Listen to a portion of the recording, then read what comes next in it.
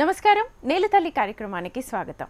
రైతుల ఆర్థిక ప్రగతిని సాధించేలా అభ్యుదయ రైతుల అనుభవాలతో పాటు సాగుదారుల విజయగాథలను మీకు అందించే ప్రయత్నం చేస్తోంది మీ నేలతల్లి కార్యక్రమం. ఇవాల్టి నేలతల్లి కార్యక్రమంలో ప్రకృతి వ్యవసాయంలో రాణిస్తున్న గిరిజన రైతులతో పాటు వ్యవసాయ క్షేత్రాల్లో జరుపుకుంటున్న రైతు పండుగైన సంక్రాంతి సంబరాలపై స్పెషల్ స్టోరీలను చూసేద్దాం.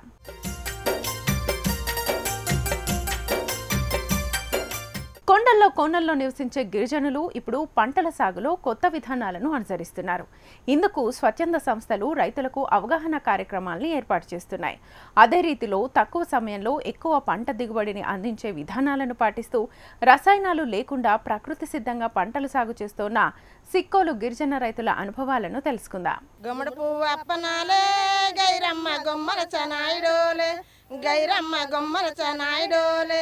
గైరమ్మ ఏటి చూడొచ్చినారే, ఏరమ్మ ఏటేటి తెచ్చినారే, పచ్చాన పాలకీలే గైరమ్మ అవి నీకు తెచ్చినారే, గైరమ్మ అవి నీకు తెచ్చినారే, నిండేటి గంగలోన గైరమ్మ నీ కొడ్డ నిలవాయము, గైరమ్మ నీ కొడ్డ నిలవాయము. శ్రీకాకుళం జిల్లా మెలియాపుట్టి సావరకోట మండలాల్లో సుమారు 2000 పైనే గిరిజన రైతులు ప్రకృతి వ్యవసాయం చేస్తున్నారు. గతంలో ఇక్కడి గిరిజనులు పోడి వ్యవసాయం మాత్రమే చేసేవారు. ఈ ప్రాంతాల్లో 365 రోజులు నీటి నిల్వలు ఉన్నప్పటికీ నీటి వినియోగంపై అవగాహన లేకపోవటం, పండిన పంటలను మార్కెట్లో అమ్ముకునే పద్ధతిపై సమాచారం లేక రైతులు అనేక ఇబ్బందులు ఎదుర్కొంటున్నారు. ఈ గిరిజన రైతుల సమస్యలను పరిష్కరించే క్రమంలో బాపూజీ రూరల్ డెవలప్మెంట్ సంస్థ స్థానిక రైతులకు ప్రకృతి వ్యవసాయంపై అవగాహన కల్పించింది. దీంతో ప్రకృతి సిద్ధంగా సహజంగా దొరికే వనరులతో కషాయాలు, పాడి నుంచి వచ్చే వ్యర్థాలతో ఎరువులను తయారు చేసుకుంటూ సహజ పద్ధతిలో వ్యవసాయం చేస్తున్నారు. ప్రస్తుతం ఖరీఫ్ సీజన్లో కూడా 120 రోజుల్లో వరి సాగు చేయగా రబీ సీజన్ డిసెంబర్ నెలలో మొదలుపెట్టి కేవలం 90 రోజుల్లోనే పండే పంటల విధానాలను అనుసరిస్తున్నామని రైతులు అంటున్నారు. 2023 నుంచి 2024 వరలో సేంద్రియ వ్యవసాయం కొరకు మా బ్రెడ్ శిక్షణ నాకు ఇవ్వడం జరిగింది. అలాగే నా తోటి రైతులు, మా గ్రామంలో ఉన్న రైతులందరికీ కూడా ఈ ప్రకృతి వ్యవసాయం కోసం తెలియజేయడం కూడా నేను చేస్తాను. ముందుగా ప్రకృతి వ్యవసాయం కోసం చేసింది ఏంటంటే PMDS అనేది మా రైతులందరికీ తెలియజేసి ఆ ఘనజీవ ఎరువును కూడా ఏ విధంగా తయారు చేయాలి, వాటికి ఎంత మోతాదు అవుద్ది అనేది కూడా తెలియజేయడం జరిగింది. ఒక 50 కేజీల పేడకి 2 లీటర్లు ఆవు మూత్రం, 2 కేజీలు శనగపిండి, 2 కేజీలు బెల్లము, తగినంత పుట్టమట్టు తీసుకొని వీటిని అన్నమాట చిన్నగా ఉండలు చేసి ఒక తరపపై ఆరబెట్టి నీటిలో ఆరబెట్టి 7 రోజుల తర్వాతన వీటిని మళ్ళీ చిన్నగా పిండి చేసి అనమాట ఇలా చేసిన దమ్ముల్లో అనమాట వేసి ఘనజీవన ఎరువు వేసిన తర్వాత నాట్లు కూడా వేస్తున్నాము. ముందుగా ఏంటంటే PMDS చేసిన తర్వాత మాకు ఈ వరి నార అనేది వేసుకోవడం, అది దున్నిన తర్వాత వరి నార అనేది వేసుకోవడం కూడా జరిగింది.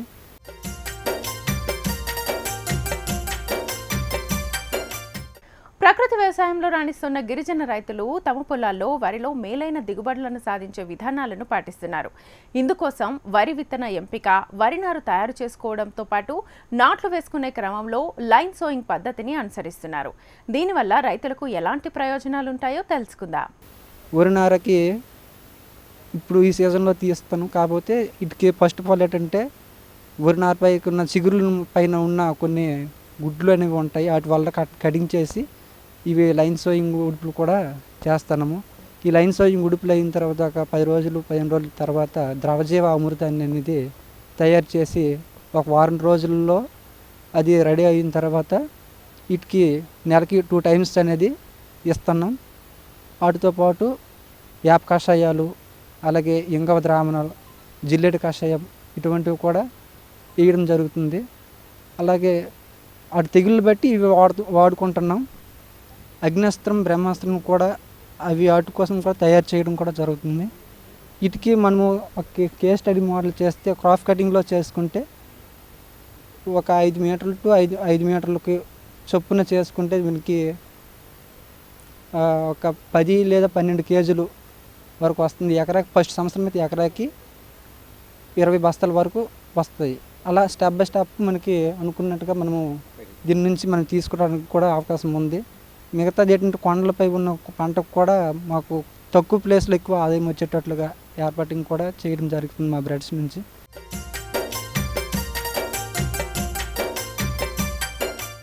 ఒక మనిషికి 500 చొప్పున కూలి ఇస్తాం సార్ మేము. అలాగా 4 మెంబర్స్ అనుకు 2000 రూపాయలు అవుతుంది ఒక ఆకు మడి తీయడానికి. సో వాటికి లైన్ సోయింగ్ ఉడుపులకి అయితే ఒక ఎకరాకి 6 మెంబర్స్ ఈ విధంగా రోజుకి వడుస్తున్నారు. తర్వాత వాటికి పెట్టుబడి అంటే ఎరువులు తయారు చేయడానికి మా అయితే ఒక 1500తో మనకు ఎరువులు అన్నీ తయారవ్వడం అనేది జరుగుతున్నాయి. రసాయనాలకి వీటికి అయితే రసాయనాలకి మాకు ఎకరాకి మాకు వెళ్ళలేదన్నా మ్యాక్సిమం 8000 ఇలా ఖర్చు అయ్యేవి. వీటికి అందులో ఒక 1500 మా అయితే 2000 రూపాయల వరకు ఖర్చు అనేది అవుతుంది. అంతకుమించి మాకు ఎక్కువ ఖర్చు అనేది లేదు. కాకపోతే వాటి మీద మాకు దీనికి చాలా బెనిఫిట్ వస్తుంది. ఎందుకంటే ఆదాయము తగ్గుతూ ఆదాయం కూడా మాకు బాగానే పెరుగుతుంది. అది అంటే ఎకరాకి 20 బస్తాలు ఫస్ట్ హాస్టింగ్ లోట్ అయితే 20 బస్తాల లోపల వస్తున్నాయి. అంటే 20 లేదా 19 బస్తాలు వస్తున్నాయి. దానికి అలా వేసుకుంటే బస్తా 1800 రూపాయలు చొప్పున మ్యాక్సిమం మాకు ఎకరాకి మీద మాకు 40 ఇలా ఆ రేంజ్లో వస్తుందండి. పర్వాలేదు. ఇది 10 కేజీలు ఇథనాల్ అండి. 10 కేజీ ఇథనాలు లైన్ షుగర్లెస్ సాంబ అనేది వేసి ఉన్నాము. ఈ 10 కేజీల ప్యాకెట్టు 1000 రూపాయల చొప్పున తీసుకుంటారు. అంటే బయట మేము సాలపేటలో నుండి తెచ్చుకోవడం అనేది జరిగింది. ఈ సీడ్ వేసుకున్న తర్వాత మాకు బాగా తొందరలో ఇప్పుడు ఈ సీజన్లో వేసుకుంటే మాకు జూన్ మార్చిలో ఎండింగ్ అయిపోతుందండి. కలుపు మిషన్కి అది ఒక చిన్న రోజర్ మోడల్ అనేది ఒకటి ఉందండి. వాటితో మేము తీసుకుంటామండి. అది మా బ్రెడ్స్ నుంచి కమ్యూనిటీ సెన్షన్ ఒకటి ఉంది. అక్కడ ఉండి మాకు మెటీరియల్ అన్నీ అక్కడే ఉంటాయి. వాళ్ళు ఇస్తారు. మాకు ఇలా కలుపు తీసుకోవాలనుకుంటే వాళ్ళు అక్కడ ఉండి వాళ్ళు ఫోన్ చేస్తే వాళ్ళు తెచ్చి ఇవ్వటము. వాటితో మేము ఈ లైన్ సోయింగ్లో అనమాట ఎకరాకి ఒక రోజు ఒక వ్యక్తి అనేది తీసుకోవడానికి ఈజీగా మాకు చాలా ఉపయోగపడుతుంది. డబ్బులు అంటే ప్రస్తుతానికి దానికి ఎంతో కొంత అనేది తీసుకుంటారు. ఎందుకంటే మిషన్ రేపు పొద్దున పోతే మళ్ళీ ప్రతి ఒక్కరికి ఒక బాధ్యత ఉండాలని అమౌంట్ అనేది ఒక 20 రూపీస్ ఇలాగ ఉంటుందండి.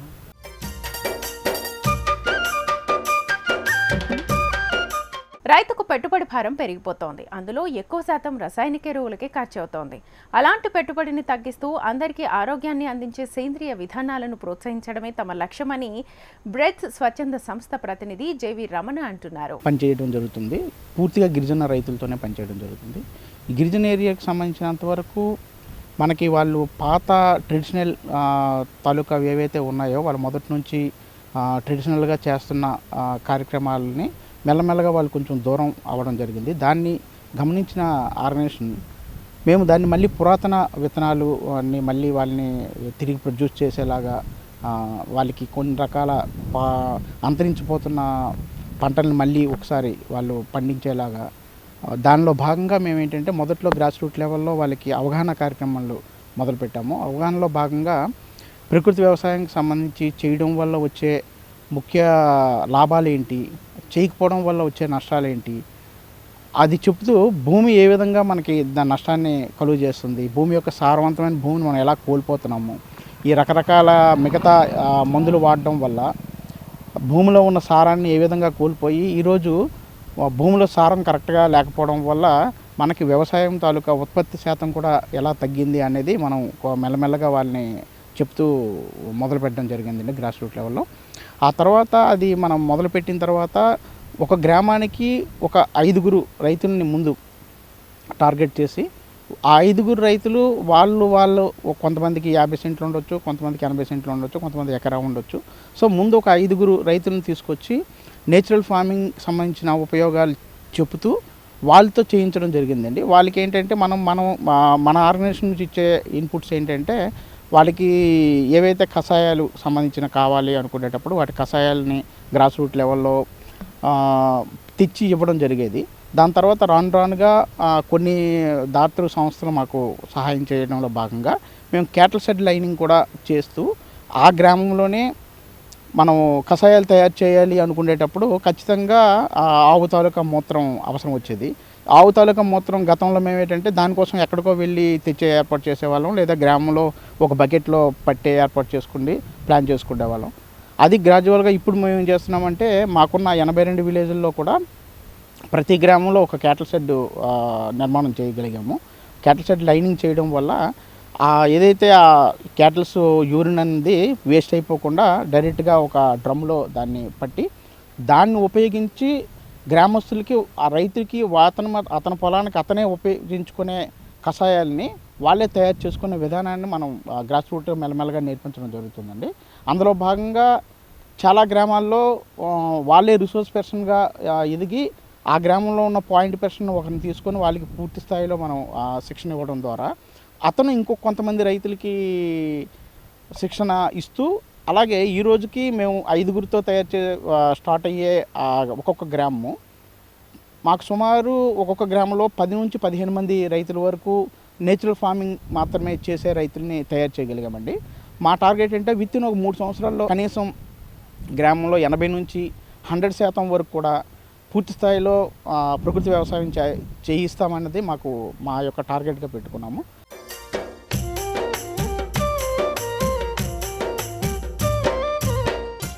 గ్రామ స్థాయిలో జనరల్గా ఏంటంటే వాళ్ళు తక్కువ టైంలో తక్కువ పెట్టుబడిని పక్కన పెడితే తక్కువ టైంలో ఎక్కువ పంట రావాలనే ఉద్దేశం ఎక్కువ మందిలో ఉండడం వల్ల చాలామంది ప్రకృతి వ్యవసాయం అన్నది కొంచెం లేటుగా వస్తుందని, లేదంటే పంట కొంచెం తక్కువగా పండుతుందని చాలా రకరకాలుగా అపోహలు ఉండేవి. వాటిని మనం మెల్లమెల్లగా సరిచేసుకుంటూ ఒక్కొక్క రైతుని పట్టుకొచ్చి అతనుకున్న ఎకరాలో ఒక 1/2 ఎకరా ముందు నేచురల్ ఫార్మింగ్ పద్ధతుల వల్ల మేము చేయించడం జరిగింది.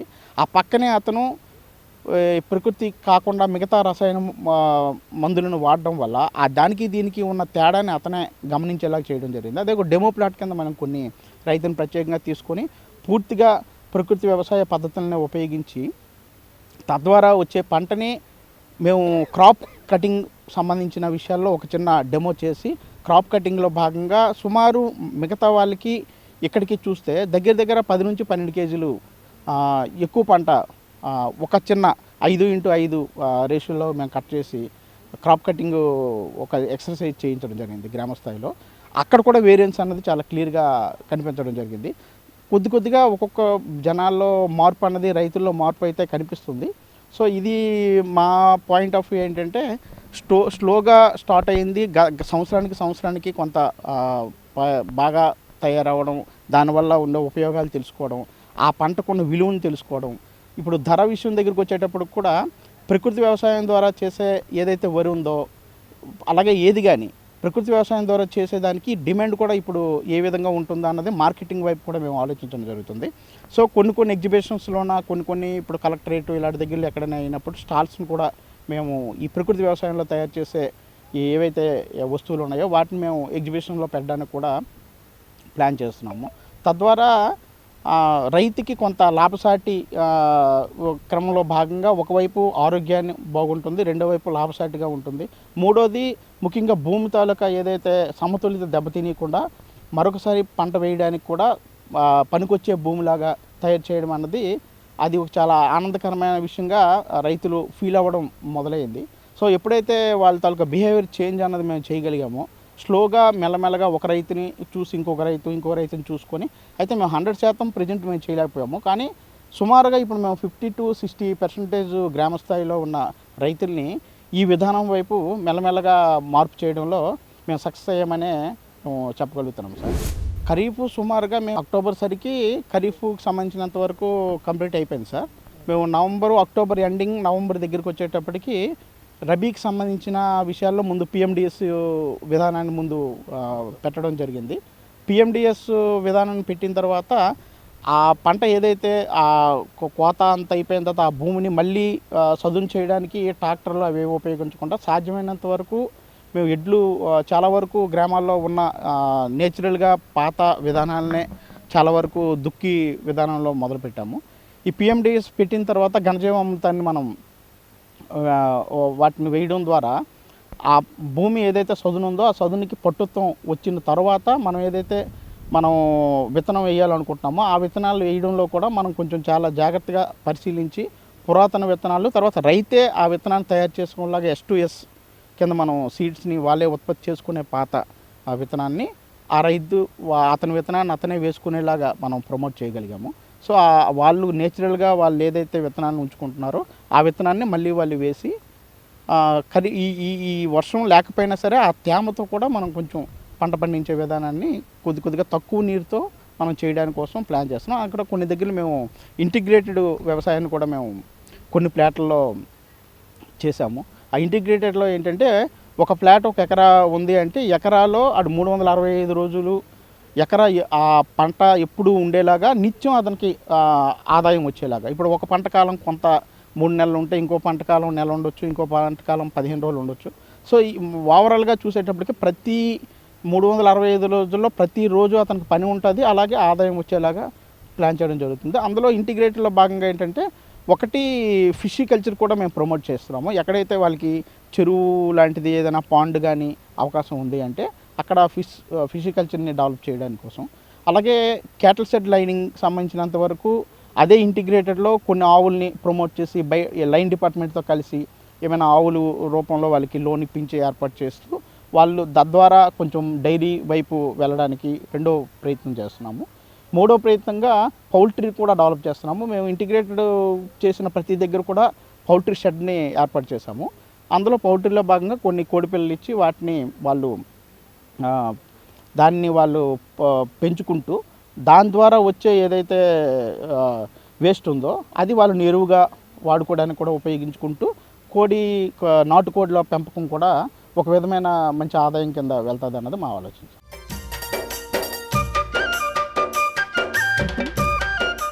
వ్యవసాయంలో భాగంగా రైతులు ఎక్కువగా ఒకే పంటను సాగు చేసుకుంటున్నారు. అలా కాకుండా పంటల మార్పిడి జరుగుతూ ఆయా సీజన్స్లో సాగు చేసే పంటలతో పాటు విభిన్న రకాల ఆదాయ మార్గాలపై ప్రత్యేక అవగాహన కల్పిస్తున్నామని, దీనివల్ల గిరిజన గ్రామాల రైతులు ఆర్థికంగా ఎదగడానికి దోహదపడుతుందని రమణ అంటున్నారు. రబీ దగ్గరికి వచ్చేటప్పటికి జనరల్గా మిగతా వాళ్ళ దగ్గర డిసెంబర్ ఎండ్ అయిపోతుంటుంది, లేకపోతే డిసెంబర్ 15 ఇలాగ దాటి వెళ్తుంది. కానీ మేము అక్టోబర్ ఎండ్ నవంబర్ స్టార్టింగ్కి వచ్చేటప్పటికి మేము రబీ సీజన్ని మొదలైంది. సో అందులో భాగంగా మేము ఏం చేసామంటే ఇందాక మీకు చెప్తున్నట్టుగా పిఎండిఎస్ మోడల్ చేసుకుంటూ ఏటీఎం మోడల్ కూడా మేము ప్రమోట్ చేసుకుంటూ ఫస్ట్ ఇక్కడ మీరు చూస్తున్న విధంగా మాకు ఒక విధానం మొదటి నుంచి వీళ్ళకి లైన్ షోయింగ్ అనే పద్ధతిని ప్రవేశపెట్టాం. దానివల్ల ఏంటంటే వీళ్ళు ఖాళీ బాటల రూపంలో కానీ లేకపోతే ఈజీగా ఆ పంట ఎలా ఉందని చూడడానికి కానీ వాళ్ళకి ఈజీగా ఈ లైన్ షోయింగ్ విధానం వల్ల ఉపయోగపడుతుంది. సుమారుగా మేము చేసే రైతులందరూ కూడా లైన్ షోయింగ్ విధానం వైపు ఇప్పుడు చాలా వరకు ఇంట్రెస్ట్ చూపిస్తున్నారు. రేపు ఆర్గనైజేషన్ నుంచి ఈ ఏరియాని మేము విడిచిపెట్టి ఇంకో ఏరియాకి వెళ్ళినా సరే ఏదైతే ఈ పద్ధతులు ఉన్నాయో ఆ పద్ధతులను వాళ్ళు ముందుకు పట్టుకుని వెళ్తారని సస్టైనబుల్ వేలో వాళ్ళతోనే చేయించడం జరుగుతుంది సార్. వీళ్ళకి మేము 3 ఫేజుల్లో ఇచ్చాము సార్. ఫస్ట్ 3 days ఇచ్చాము, తర్వాత 5 days ఇచ్చాము. ఎవ్రీ ఇయర్ 2 times ఇస్తున్నాం సార్. అది ఒకటి సెంట్రల్ పాయింట్లో ఎవరైతే మేము యాక్టివ్ రైతులు ఎవరైతే ఉన్నారో వాళ్ళకి ఎక్స్పోజర్ విజిట్ రూపంలో మేము బయటికి వెళ్ళి చూపించడం, అరకు కానీ లేకపోతే వేరే ఆర్గనైజేషన్లు ఎక్కడైతే బాగా చేస్తున్నాయో అవి చూపించడం జరిగింది. అదేవిధంగా గ్రామ స్థాయిలో రైతులను కూర్చోబెట్టి శిక్షణ ఇవ్వడము, తర్వాత డెమో రూపంలో చూపించడము, అలాగే డెమో ప్లాట్కి పట్టుకుని వెళ్ళి ఎవరైతే మనం డెమో రైతు అనుకుంటున్నామో అతనితో ఆ విధానాన్ని అక్కడ చేయించి మిగతా రైతులను అక్కడ పట్టుకుని వెళ్ళి చూసి రెప్లికేట్ అయినట్టుగా వాళ్ళు చేసుకునేలాగా చేయడం అన్నది రెండో పద్ధతి. మూడో పద్ధతి ఏంటంటే మనం కొన్ని ఇన్పుట్స్ రూపంలో సహాయం చేయడం. ఒకటి విత్తనాల రూపంలో కానీ, తర్వాత కొన్ని పనిముట్ల రూపంలో కానీ. ఇప్పుడు కొన్నిసార్లు వీళ్ళకి ఇక్కడ ఏదైనా స్ప్రే చేయడానికి కానీ స్ప్రింక్లర్స్ ఇలాంటివి ఏవైనా కొన్ని చిన్న వాటిని మనం కొంచెం సహాయం చేస్తూ వాళ్ళు వేసుకునే విధంగా మనం సహాయం చేస్తాం. అలాగే డ్రమ్ము, అలాగే క్యాటిల్ లైనింగ్ ఇవన్నీ కూడా మనం సపోర్ట్ చేస్తున్నాం. ఇది యాక్చువల్గా వీళ్ళకి ఎకనామికల్గా వీళ్ళు ఆల్రెడీ బ్యాక్లో ఉంటారు. పెట్టుబడికి అని దగ్గరికి వచ్చేటప్పటికి కొంచెం వెనకబడి వేస్తారు. కానీ వీళ్ళకి మనం ప్రమోట్ చేసింది ఏంటంటే ఒకే వ్యవసాయం. ఇప్పుడు మైదానంలో కూడా చాలా వరకు మీరు గమనిస్తే ఒక పంట మీదే వాళ్ళు ఆధారపడి ఉంటారు. ఇప్పుడు ఇనిషియల్లో వీళ్ళు ఒక పంట మీద ఆధారపడి ఉండేవారు. కానీ మనం గ్రాడ్యువల్గా ఒక పంటతో పాటు ఎక్కువ పంటలు, ఉదాహరణకి కొండపోడులో కొంత ఒక సీజన్లో కొండపోడు, జీడి వీటి మీద, తర్వాత అలాగే చీపుర్లు వీటి మీద వచ్చే ఆదాయాన్ని అంటే వేస్ట్ ఖర్చును మేము తగ్గించే ఏర్పాటు చేసాం సార్. గ్రామ స్థాయిలో వాళ్ళకి కొంత అవేర్నెస్ చేసి వాళ్ళు వేస్ట్ ఖర్చుల దగ్గరికి వచ్చేటప్పటికి ఏదైనా మెచ్యూరిటీ ఫంక్షన్ కానీ లేకపోతే ఏవైనా ఉన్నాయంటే చాలా భారీ ఎత్తున ఖర్చు పెట్టేవారు. ఎప్పుడు మళ్ళీ అప్పుకెళ్ళి మళ్ళీ అప్పు తీర్చలేక ఈ విధమైన పరిస్థితి ఉండేవారు. మధ్యలో ఎవరైతే మీడియేటర్స్ ఉన్నారో వీళ్ళు పంటని పట్టుకు వెళ్ళి వాళ్ళు నచ్చిన దీనికి ఇచ్చి వీళ్ళకి ఎంతో కొంత ఇచ్చేసేవారు. సో ఆ మీడియేటర్ వ్యవస్థని మేము కొంచెం ఫస్ట్ మేము దాన్ని సార్ట్అవుట్ చేయగలిగాము. దాన్ని సార్ట్అవుట్ చేయడం వల్ల వాళ్ళకు కొంత మిగులు శాతం వచ్చి వాళ్ళకు కొంత డబ్బులు ఉండేలా కనిపించే ఒక అంశం.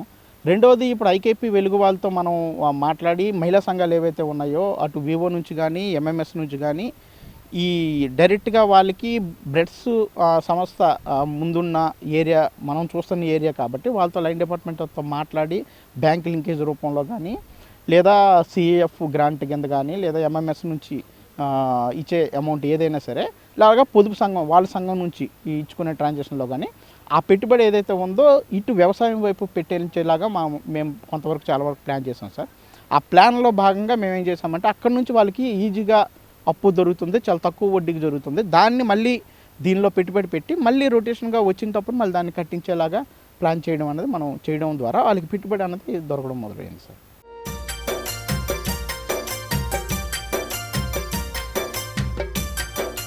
నేలతల్లి కార్యక్రమంలో మరో చిన్న విరామం తీసుకుందాం.